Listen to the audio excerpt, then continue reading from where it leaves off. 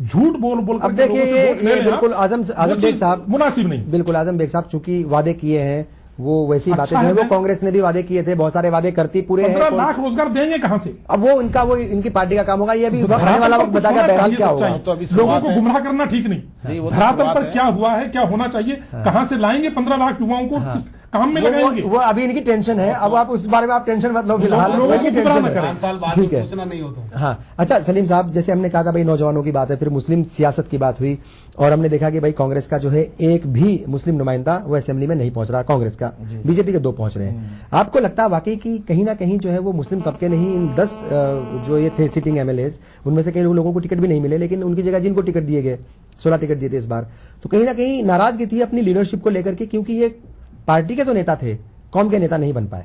देखिए बिल्कुल मेरी बात आपने कह दी है, और वो ये है कि हम ये तो चाहते हैं डेमोक्रेसी मजबूत तब होती है जब हर तबके का उसकी आबादी के लिहाज से रिप्रेजेंटेशन असेंबली और पार्लियामेंट में हो। जाहिर है कांग्रेस किसी हद तक, हालांकि वो भी उस दर्जे में रिप्रेजेंटेशन नहीं है। यहाँ पे राजस्थान में अगर मुसलमानों की नुमाइंदगी की हम बात करें तो कम से कम 25 नुमाइंदे असेंबली में हमारे होने चाहिए, लेकिन ठीक है किसी हद तक कांग्रेस जो है वो 16 लोगों को टिकट दिया, बीजेपी तो अभी तक 4 से आगे नहीं बढ़ पाई। तो लेकिन आप देखिए चाहे किसी पार्टी से, एमपी में तो उन्होंने सिर्फ एक टिकट दिया था, दिल्ली में भी एक ही टिकट दिया था, यहाँ गनीमत है। हाँ तो उस लिहाज से इनका परफॉर्मेंस अच्छा कहा जाएगा, 4 में से ये 2 को जिता लाया, हराने के लिए और तो मैं ये कहना चाह रहा हूँ कि मुस्लिम नुमाइंदे असेंबली या पार्लियामेंट में अब तक का जो रिकॉर्ड है वो ये बताता है कि उन्होंने कभी भी मुसलमानों की प्रॉब्लम्स और समस्याओं को अपना एजेंडा नहीं बनाया। वो मुसलमानों की नुमाइंदगी उन्होंने की नहीं। जिस कम्युनिटी से वो नुमाइंदगी करने के लिए आते हैं वो सिर्फ अपनी पार्टी की नुमाइंदगी करते रहे, और जाहिर है कि जब आप पार्टी की नुमाइंदगी करेंगे और जब आप आवाम में जाएंगे तो आपको उतना इस्तकबाल तो नहीं होगा। तो एक नाराजगी पूरी कांग्रेस से भी थी और नाराजगी मुस्लिम नुमाइंदों से भी काफी हद तक थी। तो ये सब मिलकर जो है ये आप देख रहे हैं कि रिजल्ट क्या है जो है वो सब, क्योंकि कहीं ना कहीं वो महंगाई का भी दूसरा भ्रष्टाचार का इशू था, कई जगह इन्होंने दंगे हुए, मतलब कई जगह कैंडिडेट सिलेक्शन में भी इन्होंने गलतियां हुई हैं। रिजल्ट्स भी बता रहे हैं कि कैसे कैसे लोगों को जिनके बारे में सबको मालूम था, ऐसे ऐसे लोग उनको टिकट दिए आपने। तो मैं समझता हूं कि ऐसे लोगों को, पार्टियों को देखना चाहिए कि जो वाकई नुमाइंदगी कर सकें, ऐसे लोगों की। सलावत खान साहब, चूंकि आपकी पार्टी के 2 मुस्लिम नेता जीते हैं और ये प्रोग्राम जो है वो ज्यादातर हम मुस्लिम तबके की बात ही करते हैं, आपको क्या लगता है, क्या उम्मीद इन दोनों नेताओं से करनी चाहिए, और आप लोगों से भी, चूंकि आप भी कहीं ना कहीं हुकूमत का हिस्सा बनोगे, क्या उम्मीदें होनी चाहिए कि वाकई ही जो है अकलियती तबके की जो आवाज उठनी चाहिए, जो उनके इश्यूज हैं, जो उनके मुद्दे रहते हैं वो हल होंगे और उनको सिक्योरिटी जो है वो प्रॉपर मिलेगी? बिल्कुल साहब, माननीय वसुंधरा जी 5 साल रही, आप कभी भी देखो कोई दंगा, कोई प्रसाद या कोई उसमें फर्क आया अदर में, उसमें मुस्लिम में कभी नहीं आया। माइनॉरिटी का कोई पहली बार कोई इदारा बना गवर्नमेंट का 65 साल में, तो वक्फ बोर्ड का ऑफिस बना, पहली नींव माननीय वसुंधरा जी ने रखी, मैं जब चेयरमैन था। उसके बाद जो किराया नीति बनी वो बनाई, मदरसा बोर्ड में अच्छे बजट दिया, अच्छा परफॉर्मा दिया, ग्राम हर चीज में कोई कमी नहीं आने दी। मेवात विकास का बोर्ड बना, तो आज तक कांग्रेस ने 5 साल पूरी होके चली भी गए, आज तक मेवात विकास का बोर्ड नहीं बना। तो वसुंधरा जी ने जो मुस्लिमों के लिए 36 कौम के लिए जो काम किया वो एक सराहनीय किया। कांग्रेस के खुद विधायक कहते थे क्या वसुंधरा जी ने जो मैडम ने काम किया, ऐसा काम हमारी सरकार नहीं कर पा रही है, हम खुद दुखी हैं। तो ये परिणाम अपने 5 साल का अपने सामने है। अटल जी जो 7 साल रहे सेंटर में, आज तक लोग कहते ऐसा प्रधानमंत्री कभी नहीं आया, और उन्हें अब्दुल कलाम आजाद को ऐसे आदमी को जो अपने राष्ट्रपति बनाया, एक ऐतिहासिक काम किया। तो भारतीय जनता पार्टी में कोई ऐसा भेदभाव नहीं है, और वसुंधरा जी को तो आपने खुद ने देखा, सभी ने देखा, कोई ऐसा भेदभाव, कोई चर्चा नहीं है कि 36 की 36 कौम को साथ लेके चलेंगे, सबको मान और सम्मान और इज्जत मिलेगी, इसमें कतई कोई कमी नहीं। चलिए, बहुत बहुत शुक्रिया हमसे बात की। जाहिर है पार्टियां और हुकूमतें किसी एक समाज की, एक तबके की या एक मजहब वालों की नहीं होती, वो सभी की होती है। राजा जो है वो पूरी प्रजा का होता है, और उम्मीद करनी चाहिए कि जो नई सरकार बनेगी वो भी पूरी प्रजा की होगी।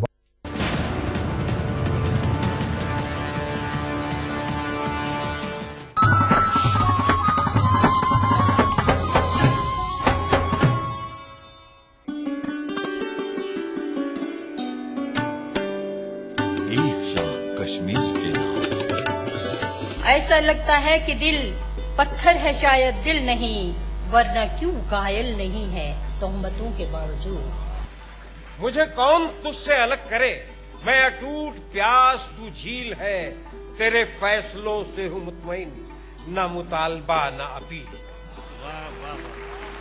सितमगर, वक्त का तेवर बदल जाए तो क्या होगा, मेरा सर और तेरा पत्थर बदल जाए तो क्या होगा। जमीन पर लोग लाना चाहते हैं आसमानों को, मगर इस सरजमी को आसमां होने नहीं देते। इस सनीचर महफिल मुशायरा में देखिए एक शाम कश्मीर के नाम से मौसूम श्रीनगर के STICT ऑडिटोरियम में मुनक्किदा एक शानदार खुद हिंद मुशायरा रात 9:30 बजे सिर्फ ETV उर्दू पर। ETV उर्दू पर अगला प्रोग्राम।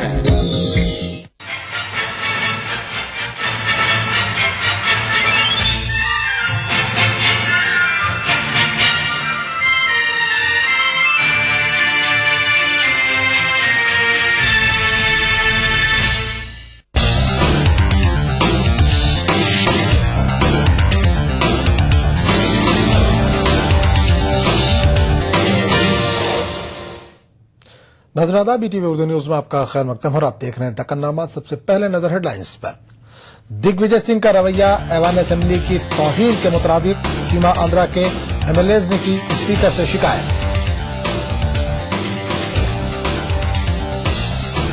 तेलुगु देशम की बीजेपी से बढ़ रही है कुर्बत, भोपाल में चंद्रबाबू नायडू और नरेंद्र मोदी एक मंच पर मौजूद।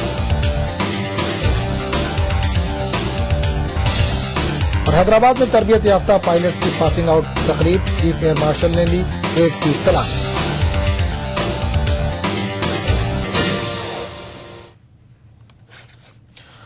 नाज़रीन, दक्कननामे की खबरों से पहले आइए नजर डालते हैं अभी तक की कुछ दूसरी बड़ी खबरों पर।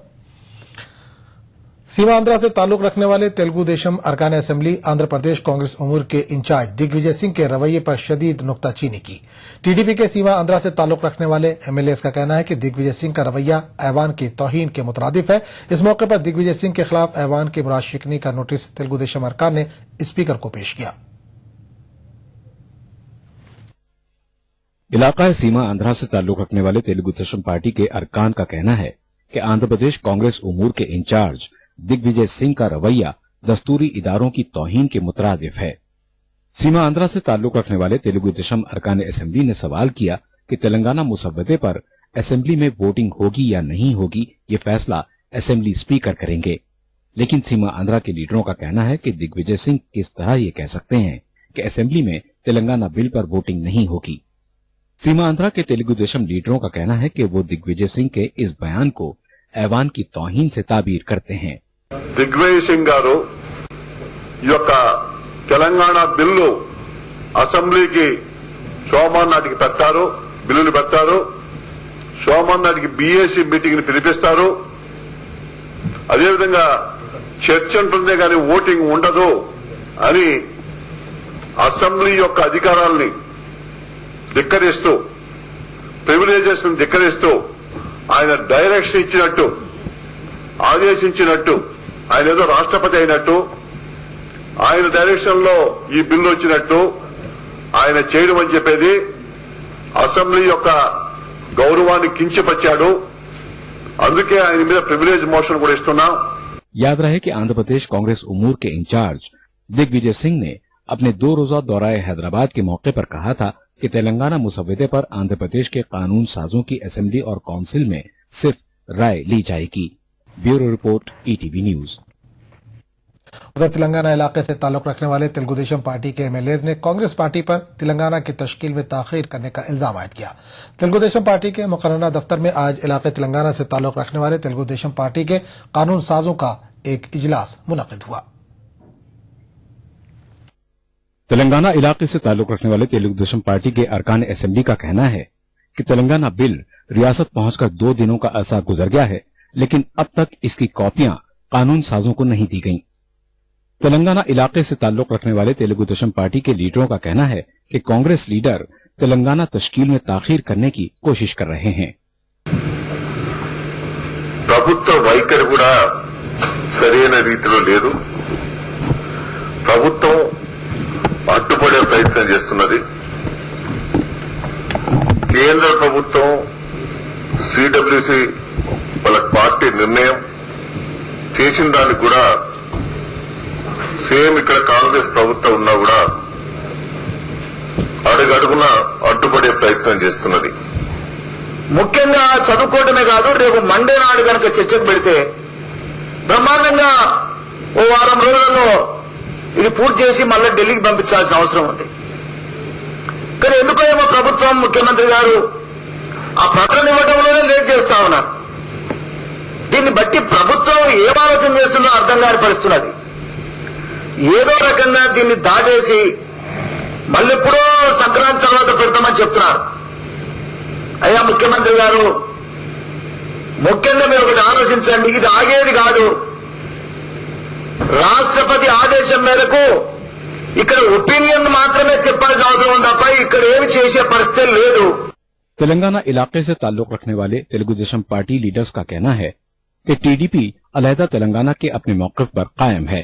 याद रहे कि तेलुगुदेशम पार्टी के सदर चंद्रबाबू नायडू ने अब तक ये वाज़ेह नहीं किया है कि वो पार्टी की जानिब से तेलंगाना बिल पर असेंबली में क्या मौक़िफ़ पेश करेंगे। Bureau report, ETV news.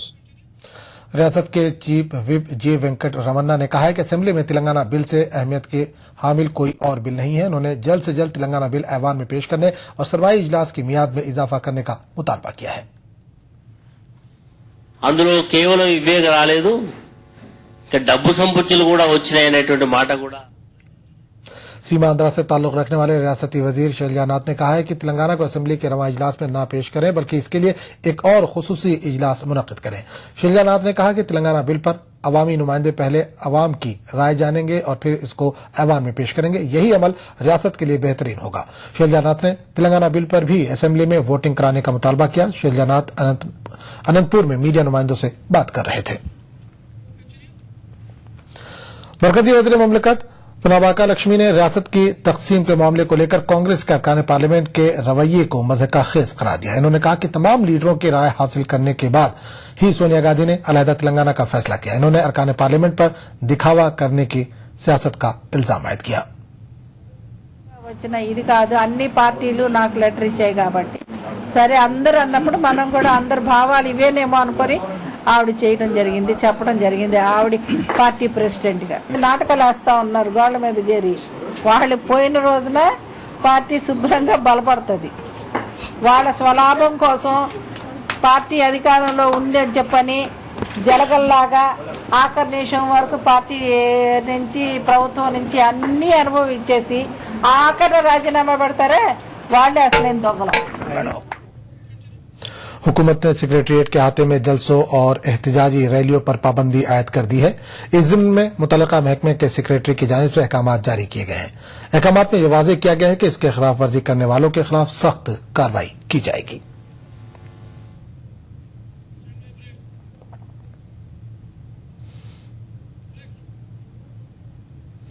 बंदकनामे का सिलसिला जारी रहेगा, लेकिन एक छोटे से वक्फे के बाद। ये सारे घर ईएमआई प्रूफ हैं। ईएमआई प्रूफ का मतलब ईएमआई के बाद जब घर आपका हो जाता है तब भी घर रहेगा मजबूत, नए जैसा। और घरों को ईएमआई प्रूफ बनाने के लिए हम जैसे इंजीनियर्स को चाहिए ताकत। UltraTech cement, the engineers choice, क्योंकि इस सीमेंट में जान है। आज मैं दौड़ूंगा। आज मैं दौड़ूंगी।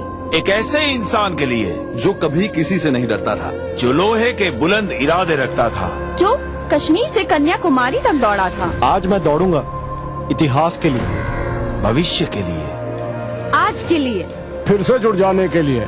आज मैं दौड़ूंगा सरदार पटेल के लिए, फ्रेंड्स के साथ, फैमिली के साथ या फिर अकेले। आज हम दौड़ेंगे 120 करोड़ हिंदुस्तानियों के लिए। Today we will run for unity. Run for unity 15 दिसंबर 2013 सरदार पटेल की याद में देश भर में 565 से भी ज्यादा जगह एक साथ होगा 2 किलोमीटर लंबा walk and run. World record बनाने वाली इस ऐतिहासिक दौड़ का हिस्सा बने। रजिस्ट्रेशन कीजिए www.runforunity.com पर। श्री नरेंद्र मोदी प्रेरित अभियान, उनका संदेश सुनने के लिए डायल करें 08009 A Statue of Unity Movement Initiative। दौड़ेगा Bharat, जुड़ेगा भारत।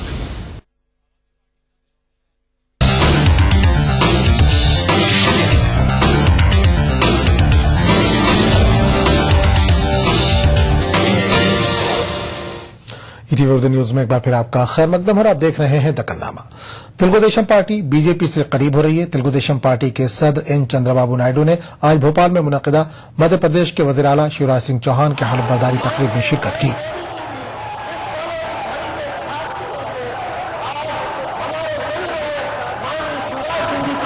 चंद्रबाबू नायडू ने गर्मजोशी से बीजेपी के वज़ीर आज़म के उम्मीदवार नरेंद्र मोदी समेत बीजेपी के सरकर्दा लीडरों से मुलाकात की। चंद्रबाबू नायडू की इस तकरीब में शिरकत को लेकर सियासी माहिरीन ये तजिया कर रहे हैं कि आइंदा इंतखाबात में बीजेपी और तेलुगुदेशम के बीच इत्तेहाद हो सकता है। वाज़ेह है कि चंद्रबाबू नायडू भी चंद दिनों से एनडीए दौरे हुकूमत की सताइश कर रहे हैं। चंद्रबाबू नायडू ने तकरीब हलफबर्दारी के बाद बीजेपी लीडर नरेंद्र मोदी, सुषमा स्वराज, राजनाथ सिंह और दीगर से अलहदा तौर पर मुलाकातें भी की।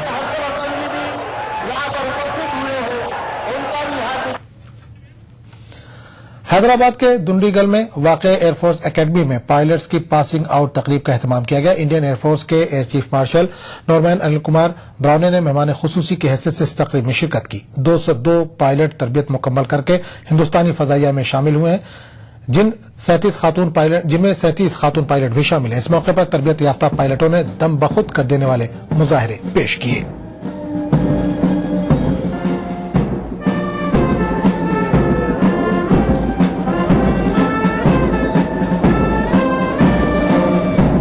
More than 4,000 hours of flying experience. During the right turn, the leader will order a change to India formation. In this, all 4 aircraft will fly in one line while crossing the dais. Keep looking to your right.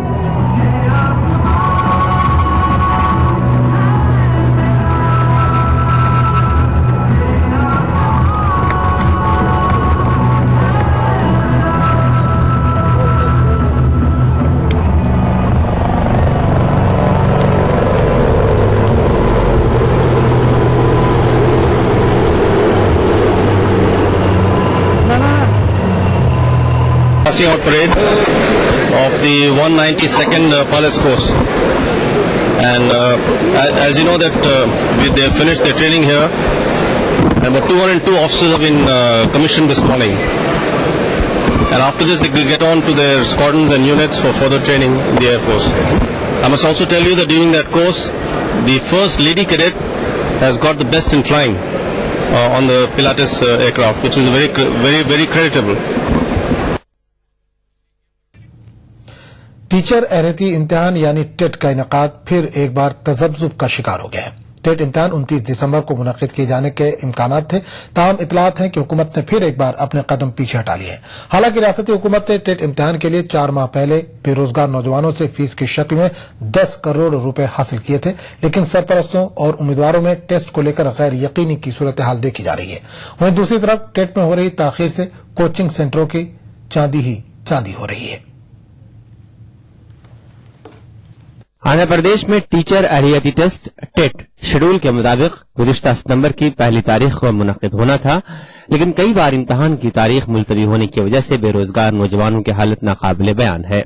पिछले notification के बाद TET इम्तिहान के लिए 3.5 लाख उम्मीदवारों ने दरखास्त दाखिल की थी और स्कूल एजुकेशन महकमे को फीस की शक्ल में करोड़ों रुपए हासिल हुए थे। ताहम जिस दिन टेट इम्तिहान मुनक्किद होना था यानी 1 सितंबर से सीमा आंध्रा में तहरीक का आगाज हो गया और हालात के पेश नजर इम्तिहान को मुलतवी कर दिया गया। तशवीश की बात यह है कि 4.5 महीने होने के बावजूद टेट के भरोसे आज भी कई बेरोजगार उम्मीदवार कोचिंग हासिल कर रहे हैं। हुकूमत पर दबाव के बाद मुतल्लिका हुक्काम ने 29 सितंबर को टेट इम्तिहान मुनक्किद करने का फैसला किया, लेकिन उम्मीदवारों के लिए नया मसला ये खड़ा हो गया कि 29 सितंबर को ही कौमी सतह पर होने वाले नेट इम्तिहान का भी इनेकाद किया जा रहा है। అయితే టెట్ అనేక సార్లు వాయిదా పడడం వల్ల మేము నిరుద్యోగం చాలా నష్టపోతున్నాం। అదేవిధంగా దీనివల్ల ఎన్నోసార్లు కోచింగ్ సెంటర్లకు వెళ్లి కోచింగ్ తీసుకున్నప్పుడు కూడా దీనివల్ల నిర్వహించకపోవడం వల్ల అనేక విధాలుగా నష్టపోతున్నాం। ఇక్కడ టైం వేస్ట్ అవుతుంది, అదేవిధంగా డబ్బు కూడా వేస్ట్ అవుతుంది। మేము గ్రామీణ ప్రాంతాల నుంచి వచ్చేసి ప్రత్యేకంగా నిరుద్యోగం వచ్చేసి ఒక టెట్ గానీ అదేవిధంగా గ్రూప్స్ గానీ ప్రిపేర్ అవుతున్న సందర్భంలో వచ్చేసి ప్రభుత్వం తీసుకున్నటువంటి ఈ నిర్ణయం వచ్చేసి చాలా నిర్లక్ష్యం వహించడం వల్ల అనేక మంది విద్యార్థులు నాతో పాటు వచ్చేసి నిరుద్యోగులు చాలా మంది వచ్చేసి అనేక విధాలుగా నష్టపోవడం జరుగుతుంది। ఎగ్జామ్ సెట్ నెట్ ఒకటే రోజు ఉండడం వల్ల సో టెట్ ను పోస్ట్ పోన్ చేశారు, కానీ ఇప్పటి వరకు 2-3 సార్లు పోస్ట్ పోన్ చేయడం జరిగింది।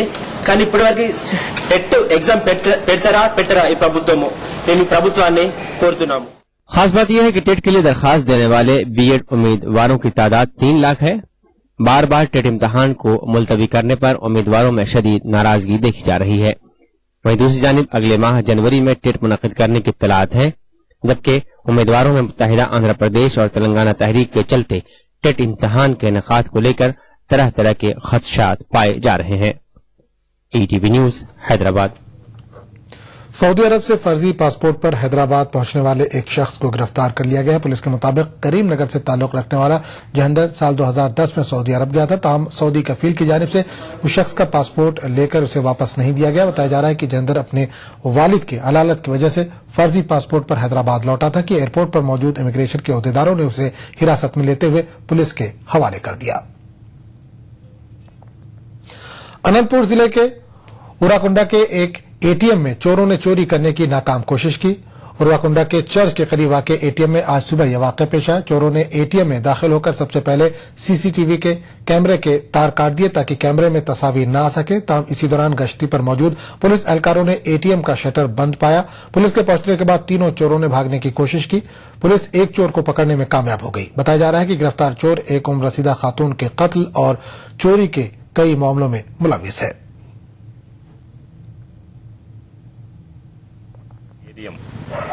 రాత్రి ఎవరో గుర్తు ఒక వ్యక్తి పులిరామంజ అనే వ్యక్తి నైట్ టైమ్స్ దొంగతనానికి ప్రయత్నిస్తుండగా మా నైట్ బీట్ కానిస్టేబుల్ అతన్ని రెండనగా విత్ ఆయుధాలతో మన అతని దగ్గర ఉన్న ఇనుపరాలు స్వాధీనం చేసుకుని స్టేషన్ తీసుకురావడం జరిగింది। అతన్ని పలు కోణాల్లో గతంలో ఏమైనా చేశాడని అతన్ని విచారిస్తున్నాము।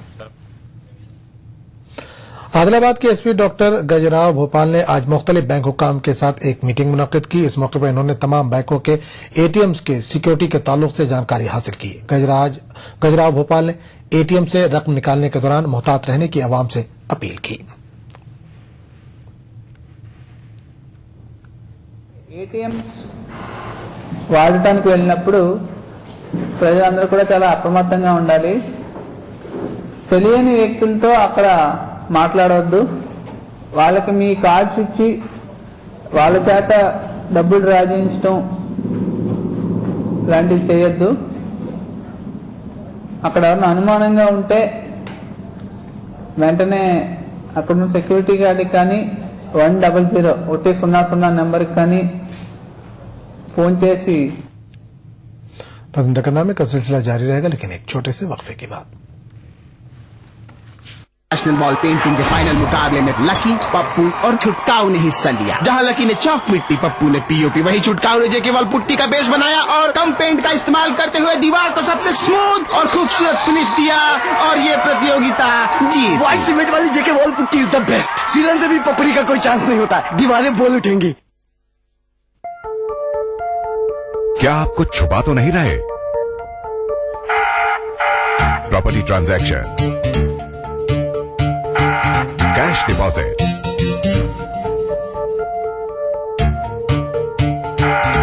बिग परचेजेस,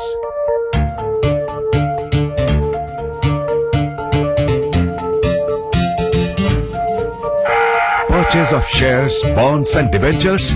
कुछ छुपाइए नहीं, क्योंकि हम सब जानते हैं। आयकर विभाग के नोटिस का इंतजार मत करिए, भरिए अपना एडवांस टैक्स ईमानदारी से इस महीने की 15 तारीख तक और बनिए भागीदार देश की प्रगति में।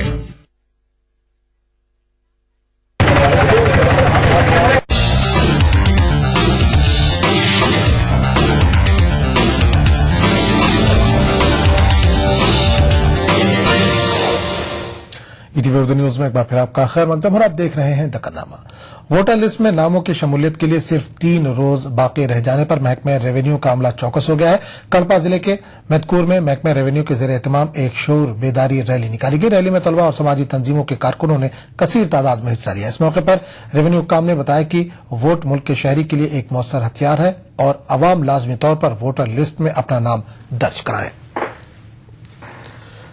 करीमनगर में कांग्रेस लीडरों की जानिब से ओल्ड एज होम में रहने वाले अफराद में गर्म कपड़े तकसीम किए गए। कांग्रेस लीडरों ने बताया कि रवां साल ठंड ज्यादा होने की वजह से जिले के बुजुर्ग अफराद में स्वेटर तकसीम किए जा रहे हैं। इसके अलावा ज़ईफों में कंबल भी तकसीम किए जा रहे हैं। वारंगल के ओल्ड बीट मार्केट में कल रात एक भयानक आतिशज़दगी का वाकया पेश आया। मार्केट के राजेश्वरी ऑयल शॉप में बिजली शॉर्ट सर्किट के बायस अचानक शोले भड़क उठे और देखते ही देखते बाजू की दुकान भी आग की लपेट में आ गई। इतला मिलने के बाद फायर ब्रिगेड के अमले ने वक्त पर पहुंचकर आग पर काबू पा लिया। बताया जा रहा है कि इस वाकये में 20 लाख रुपए का नुकसान हुआ है। पुलिस ने केस दर्ज करके जांच का आगाज कर दिया है।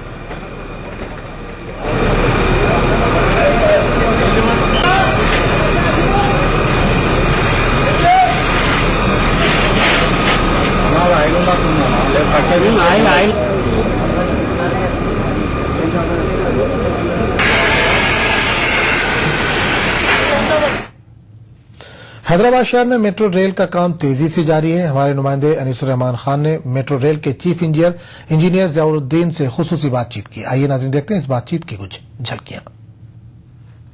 मेट्रो रेल प्रोजेक्ट दरअसल ये किस नौयत का प्रोजेक्ट है और इसकी क्या खासियत है? हैदराबाद मेट्रो रेल प्रोजेक्ट जो है ये 72 किलोमीटर का एक मंसूबा है जिसके ऊपर तक हम अमल कर रहे हैं। 3 कॉरिडोर्स है इसमें। यानी एक कॉरिडोर होता है मियाँपुर से एलबी नगर जो कि एक लाइन कहलाती है, तकरीबन 29 किलोमीटर है, 29 किलोमीटर से ये लाइन जो यानी अमीरपेट से ये नेशनल हाईवे जो है उस पर से होती हुई एलबी नगर तक जाती है। ये मेन यानी हैदराबाद की जो मेन कॉरिडोर है, जो मेन रोड है, उसके ऊपर ये पहला कॉरिडोर है।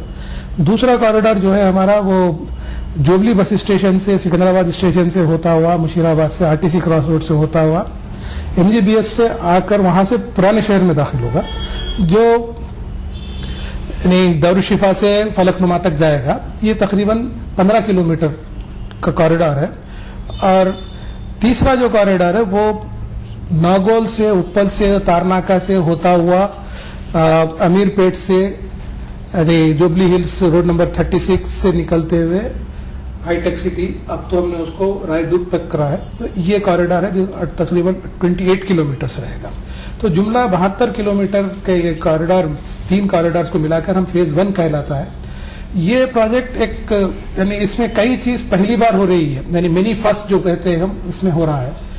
एक तो ये है कि ये पहली बार है कि इतना बड़ा प्रोजेक्ट पब्लिक प्राइवेट पार्टनरशिप में कर रहे हैं। ज़ियाउद्दीन साहब, जब मेट्रो रेल की बात होती है तो दिल्ली मेट्रो और फिर कलकत्ता मेट्रो की बात होती है, तो हैदराबाद का जो मेट्रो है वो उससे किस तरह मुख्तलिफ होगा? टेक्निकली हमें यह बताएं। हमारे मेट्रो की खासियत यह रहेगी कि हम पहली बार सीबीटीसी टेक्नोलॉजी इस्तेमाल कर रहे हैं, यानी कम्युनिकेशन बेस्ड ट्रेन कंट्रोल कहलाती है। यह टेक्नोलॉजी इंडिया में पहली बार इस्तेमाल होगी। यानी इससे ये होगा कि ये सिग्नलिंग टेक्नोलॉजी है सभी टेक्निकली। इससे ये फायदा होगा कि ट्रेन्स यानी एक दूसरे को बात करते हैं, यानी ये हम कहते हैं यानी आम जबान में, यानी ट्रेन एक दूसरे में बात करेंगे। यानी आपको ऐसा रहेगा कि एक ट्रेन पीछे ट्रेन को कम्युनिकेट करेगी कि वो कितनी दूरी पे है। यानी जो अलग मेथड में ये रहता कि पटरी बात करती है, पटरी पे मालूम होता है कि ट्रेन चलेगी तो वो पटरी से सिग्नल जाता है कि भाई ये ट्रेन यहाँ से निकल गई है, पटरी खाली है। अब यहाँ पर ये रहेगा, ये ट्रेन खुद जाते हुए बताएगी कि ये कितनी दूर है, पिछली ट्रेन को मालूम रहेगा कि ये कितनी दूर है। तो इससे ये होगा कि जब यानी आज से 15 साल, 20 साल, 50 साल के बाद जब आबादी बढ़ जाएगी और बिल्कुल यानी सैचुरेशन आएगा, तो ये टेक्नोलॉजी से हम यानी 1.5 मिनट को एक ट्रेन चला सकें। यानी उसका बहुत बड़ा ये फर्क है। और फ्यूचर में इसको बदलने के लिए जो पैसा लगता था वो हम बचा रहे हैं। एक खदशा ये है कि यहाँ पर जो तारीखी यादगार हैं, इसको जो है इस प्रोजेक्ट से कुछ नुकसान हो सकता है। जी, इस सिलसिले में आपने बड़ी अच्छी बात कही। मिसाल के तौर पे चारमीनार, गुलजार हाउस, पत्थरगट्टी, सालारजंग म्यूजियम, ये सब चीजों से दूर हटा दिया गया है। तकरीबन 200 से 500 मीटर दूर रहेगा ये। और जो कुछ हेरिटेज स्ट्रक्चर्स है जो कि मॉन्यूमेंट्स नहीं कहलाते हैं, यानी इसमें एक थोड़ी सी हमको ये सोचना चाहिए कि टेक्निकली जो बात होती है, यानी एक रहता है हेरिटेज मॉन्यूमेंट और एक होता है हेरिटेज स्ट्रक्चर। मॉन्यूमेंट जो रहता है उसकी कुछ खुसूसियात रहती है, आर्कियोलॉजिकल सर्वे ऑफ इंडिया उसको पहचान के उसको डिक्लेयर करते हैं। तो ऐसे किसी भी मॉन्यूमेंट के पास से हम नहीं गुजर रहे हैं, यानी उससे अवॉइड कर दिया गया, दूर रखा गया। लेकिन कुछ हेरिटेज स्ट्रक्चर्स यानी ये स्ट्रक्चर्स है जिसको यानी कल्चर है, उसका हेरिटेज है, उसको रखे हैं, उसके करीब से गुजर रही है। लेकिन फिर भी हम लोगों ने कोशिश की है कि कम से कम 15 मीटर दूर यानी 50 फीट दूर रहेगी कौन से भी हेरिटेज स्ट्रक्चर से। यानी का एक मिसाल के तौर पे यानी एक 9 या 10 हेरिटेज स्ट्रक्चर्स है जिसके पास से गुजरेगी, लेकिन यानी उसका हमने एक खास ख्याल रखा है कि इसके वाइब्रेशन का इफेक्ट ना पड़े। इसमें इस सिलसिले में एक एक्सपर्ट्स कमेटी बनाई गई थी। वो कमेटी ने रिपोर्ट